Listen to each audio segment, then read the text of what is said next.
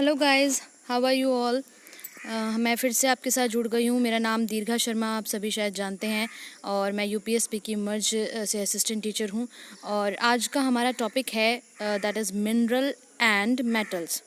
ठीक है, तो यूनिट 4 हम करने वाले हैं। आपको इससे पहले एटम एंड इट्स स्ट्रक्चर पढ़ाया गया था, तो वो आप यूट्यूब के थ्रू अपने चैप्टर्स कंप्लीट कर सकते हैं। जिसका कुछ रह गया है वो वहाँ से दोबारा रिकॉल कर सकते हैं। और खनिज एवं धातु यानी कि मिनरल्स एंड मेटल्स के बारे में आज हम बात करेंगे। देखिए, जो कॉपर एरा के बारे में हम बात करते हैं, ताम्र युग, कभी आपने हिस्ट्री में अगर ये सुना हो तो ताम्र युग यानी कि तांबे का एक काल आया था, जिसमें तांबे की खोज हो गई थी और उसके बाद में बहुत सारी चीज़ों को तांबे का बनाया जाने लगा था। तो वहाँ से एक शुरुआत हुई थी। उसके बाद में लौह युग आया, यानी कि आयरन की खोज हुई, आयरन मिल गया धरती पे मानव को। तो उसके बाद में इंडस्ट्रियल रिवॉल्यूशन बहुत हुई, क्योंकि आयरन बहुत ज़्यादा स्ट्रांग है, बहुत ज़्यादा सख्त है। तो उससे एक्स बनाई जाने लगी, यानी कि कुल्हाड़ी बनने लगी।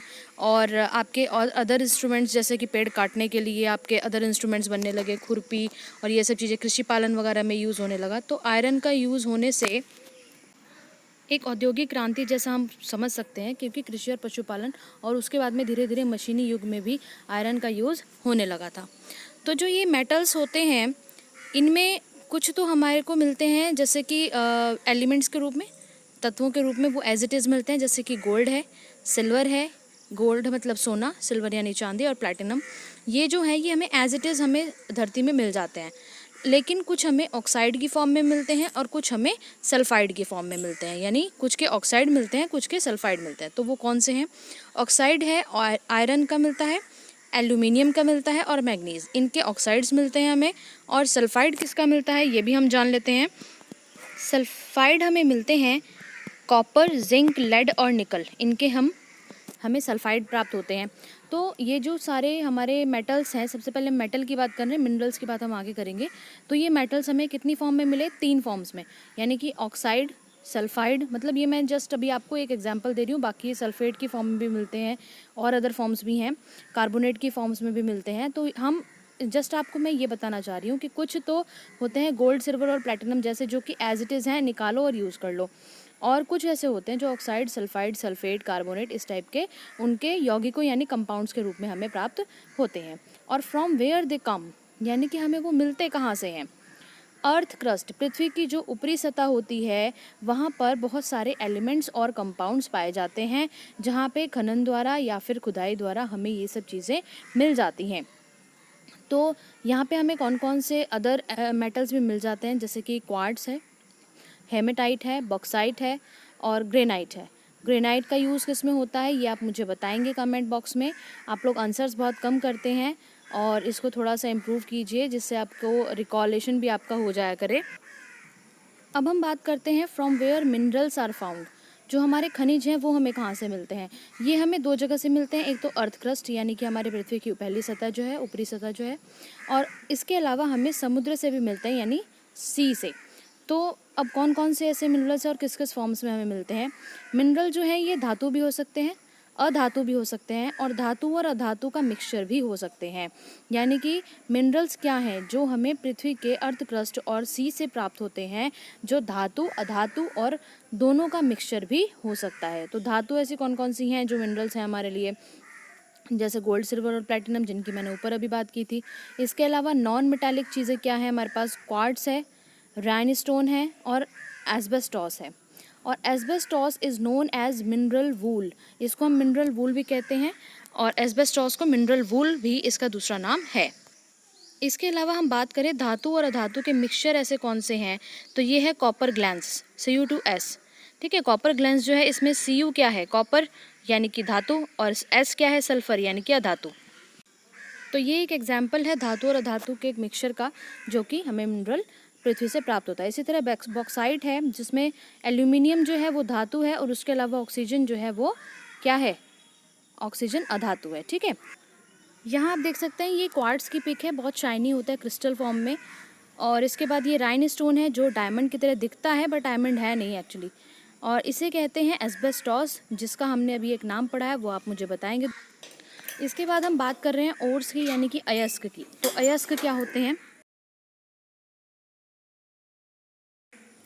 Those minerals from which metals are easily exaggerated या फिर एक्सट्रैक्टेड, ठीक है, निकाल सकते हैं आप उसमें से, in more amount and in low cost are called ores, यानी कि ऐसे those minerals from which metals are easily extracted, वो मिनरल्स जिनमें से हम मेटल्स को निकाल सकते हैं, वो मिनरल्स जिनमें से हम इजीली मेटल्स को अलग कर सकते हैं बहुत ही लो कॉस्ट पर, उनको हम ओर्स कहते हैं। इसका मतलब ये नहीं है कि केवल कुछ ऐसे मिनरल्स हैं जिनमें से हम मेटल्स अलग कर सकते हैं, और भी हैं जिनसे हम अलग कर सकते हैं, लेकिन कुछ ऐसे होते हैं ना जिनमें ज़्यादा मेहनत लग जाती है। तो एक फुल ऑफ मेटल है, उसमें से इजी होता है निकालने के लिए। आप ऊपर डायग्राम दे सकते हैं लेफ्ट साइड में। एक तो और है जिसमें बहुत सारा मेटल है, तो आप फटाफट उसको तोड़ेंगे तो और उसमें से अलग कर लेंगे जितना भी आपको मेटल चाहिए। तो लेकिन वो पार्ट जो है आपका इजी है। जब एक गिलास में आपके पास खूब सारा पानी है तो उसमें से आपको एक चम्मच निकालने में ज़्यादा प्रॉब्लम नहीं होती है, ठीक है ना। लेकिन एक आपके पास में ऐसा अयस्क है जिसमें आपके मेटल की जो क्वांटिटी है वो बहुत कम है, तो आपको उसमें से उसे रिफ़ाइन करने में या उसमें से उसे एक्सट्रैक्ट करने में टाइम ज़्यादा लगेगा, दूसरा मेहनत ज़्यादा लगेगी। तो उसके लिए जब मेहनत ज़्यादा लगेगी तो वो लो कॉस्ट पे तो आपको नहीं मिल पाएगा। अब मान लीजिए एक गिलास है कि जिसमें पानी की मात्रा पूरी है, उसमें से आपको एक चम्मच निकालना इजी हो जाएगा। वहीं पे दूसरी तरफ एक गिलास ऐसा रखा है जिसमें एक चम्मच ही पानी है, तो आपको उसको टेढ़ा करना पड़ेगा, बिल्कुल बॉटम में जाना पड़ेगा, तब उसमें से आप एक चम्मच निकाल पाएंगे। तो यहाँ पे भी वही सिस्टम काम कर रहा है कि एक अयस्क तो ऐसा है, अयस्क यानी कि जो मिनरल है उसमें से आपको मेटल अलग करना है। एक तो आपके पास में ऐसा है जिसमें कि खूब सारा मेटल आपको मिल गया, तो वो तो कहलाएगा अयस्क, क्योंकि उसमें तो बहुत सारा है, आप इजीली उसमें से अलग कर सकते हैं, ठीक है। और एक आपको पत्थर ऐसा मिला है जिसमें कि मेटल की मात्रा बहुत कम है, आपको उसमें से रिफ़ाइन करने के लिए, उसमें से एक्सट्रैक्ट करने के लिए बहुत ज़्यादा टाइम लग रहा है, तो मेहनत भी ज़्यादा लग रही है। अब मेहनत अगर कोई ज़्यादा करेगा तो वो पैसे भी ज़्यादा लेगा, तो जाहिर सी बात है कि जब आपको वो प्रोडक्ट मिलेगा, जब आपको वो चीज़ मिलेगी तो वो भी महंगी मिलेगी, ठीक है ना। तो those minerals from which metals are easily extracted in more amount, ज़्यादा अमाउंट में, इन लो कॉस्ट और कम पैसों में, आर कॉल्ड ओर्स, यानी कि अयस्क, ठीक है। इसके बाद हम बात कर लेते हैं कि हमारे को कौन कौन सी फॉर्म्स में ओर मिलते हैं, ठीक है। अयस्क कौन कौन सी फॉर्म्स में हमारे पास मिलते हैं, दैट इज़ CO3 यानी कार्बोनेट, S यानी कि सल्फाइड, O3 यानी ऑक्साइड और SO4 यानी सल्फेट। इन 4 फॉर्म्स में हमारे पास में जो ओर्स हैं वो फाउंड आउट होते हैं, जो हमारे मेटल्स हैं वो हमें फाउंड आउट हो जाते हैं। The science of obtaining metals and non metals from ore and are purified from different uses. तो हमारे पास जो ये साइंस है जिसके द्वारा हम अयस्क में से अपने मेटल्स या नॉन मेटल्स को अलग करते हैं, उन्हें प्योरीफाई करते हैं यूज़ करने के लिए, डिफरेंट अलग अलग यूज़ के लिए। तो जैसे आयरन ऑक्साइड मिलता है, ठीक है, तो उसमें से आयरन हमने निकाल दिया, अब वो जो आयरन हमें मिला उससे हमने एक्स बना ली, तो हमने अपने यूज़ के लिए आयरन को नेचर में पाए जाने वाले आयरन ऑक्साइड से अलग कर लिया। तो ये जो हमारे पास टेक्निक है या जो ये साइंस है, इसको हम बोलते हैं मेटलरी, ठीक है। Different uses is called metallurgy. Last में मैंने अंडरलाइन भी किया हुआ है, आप एक बार देख लेंगे। और ऐसा नहीं है कि एक ओर में एक ही मेटल मिलता है, लेकिन मोस्ट ऑफ द ऐसा ही होता है कि one ore is equal to one metal, यानी कि उसमें एक अगर अयस्क है तो एक ही मेटल उसमें फाउंड आउट किया जा सकता है, ठीक है। अब हम कुछ मेटल्स की बात करेंगे जो किस किस ओर से हमें प्राप्त होते हैं और किस किस फॉर्मेशन में, किस किस फॉर्म में हमें मिलते हैं। तो ये सबसे पहले है मैग्नीशियम, जो कि हमें कार्बोनेट की फॉर्म में मिलता है, MgCO3। और जिंक यानी कि कार्बोनेट की फॉर्म में ही मिलता है, ये भी हमें zinc carbonate, ZnCO3।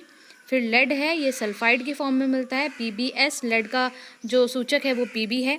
Copper glans के रूप में मिलता है, यानी कि कॉपर ग्लैंस से ही हमें मिलता है सल्फाइड की फॉर्म में, Cu2S। इसके बाद में आयरन है जो ऑक्साइड के रूप में मिलता है, Fe2O3। एल्यूमिनियम हमें ऑक्साइड के रूप में मिलता है, Al2O3.2H2O। इसके बाद में हमारे पास है सिल्वर, जो कि हमें सल्फाइड के फॉर्म में मिलता है, Ag2S। और कैल्शियम हमें मिलता है सल्फेट के फॉर्म में, CaSO4.2H2O। अब हम देख लेते हैं कि कौन कौन से ओर्स से हमें ये मेटल मिलते हैं, कौन कौन से अयस्कों से हमें ये धातु प्राप्त होती हैं। तो मैग्नीशियम हमें किससे मिलता है, आप देख सकते हैं लिस्ट में, मैग्नेसाइट, ठीक है। नेक्स्ट है आपका जिंक, जो हमें कैलामाइन से मिलता है। लेड हमें मिलता है गैलिना से। कॉपर ग्लैंड से प्राप्त होता है। आयरन हमें हेमेटाइट से प्राप्त होता है। एल्यूमिनियम हमें बॉक्साइट से प्राप्त होता है। सिल्वर हमें आर्जेंटाइट से प्राप्त होता है। कैल्शियम हमें जिप्सम से मिलता है। तो ये आप याद भी रखेंगे और इनका एक चार्ट बना लें अपने पास में, इसी तरह से एक टेबल बना लें जिससे आपको ये याद रहे कि इनके केमिकल फार्मूलाज क्या हैं, इनके कौन कौन से ओर्स हैं, कौन सा मेटल किस ओर से प्राप्त होता है और वो किस फॉर्म में हमें पृथ्वी पर मिलता है। वो कार्बोनेट की फॉर्म है, सल्फाइड है, ऑक्साइड है या फिर हमें सल्फेट की फॉर्म में मिलता है, ये आप याद रखेंगे। इसके बाद availability of these non metal और मेटल्स। अवेलेबिलिटी से मतलब है कि कौन सा जो मेटल है वो कहाँ पाया जाता है, भारत में कौन कौन से पाए जाते हैं, कौन से हमें बाहर से मंगाने पड़ते हैं, क्योंकि हमारे पास में अगर नहीं मिल रहा है, हमारी अगर भौगोलिक स्थिति में वो नहीं पाया जा रहा है तो हमें वो बाहर से इंपोर्ट करना पड़ता है। इंपोर्ट का मतलब है आयात, यानी कि किसी से ले लेंगे, हम मंगा लेंगे अपने देश में।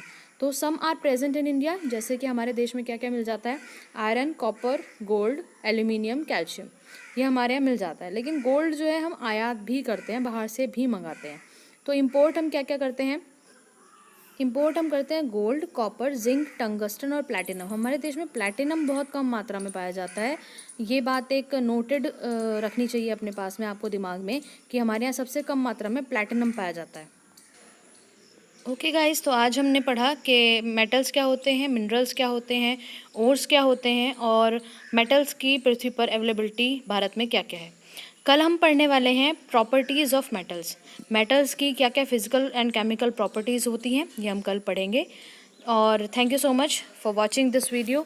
और मैं आपसे पहले भी कह चुकी हूँ कि आप इसको लाइक, सब्सक्राइब और शेयर ज़रूर कर लिया कीजिए, जिससे कि कुछ बच्चों को बाद में पूछना पड़ता है कि मैम वो वाले चैप्टर की वीडियो नहीं मिली है, तो वो आप सब्सक्राइब कर लेंगे तो आपको उस चैप्टर की पर्टिकुलर वीडियो मिल जाएंगी। और बेल आइकन को प्रेस कर लिया कीजिए जिससे आपको नोटिफिकेशंस मिल जाएं कि एक नई वीडियो आज आ चुकी है। तो आपको टाइम का भी इशू नहीं रहेगा, मोस्ट ऑफ द मैं मॉर्निंग में बना देती हूँ इसलिए आपके लिए, जिससे आपके पास में पूरा दिन हो उसे कंसिडर करने के लिए। सो आप लोग आराम से पढ़िए, कोई प्रॉब्लम हो आप पूछ सकते हैं, और लाइक, सब्सक्राइब और शेयर ज़रूर कर लिया कीजिए जिससे आपको ये वीडियोज़ कंटिन्यू मिलती रहें, आपके चैप्टर्स कंप्लीट होते रहें। ठीक है, कोई इशू हो, कोई प्रॉब्लम हो तो आप पूछ सकते हैं। Okay guys, bye bye and keep learning, do well, God bless you. और हम सुबह फिर से मिलेंगे एक नए टॉपिक के साथ में जो है properties of metal. So don't miss your class, continue with your studies. Okay, bye bye.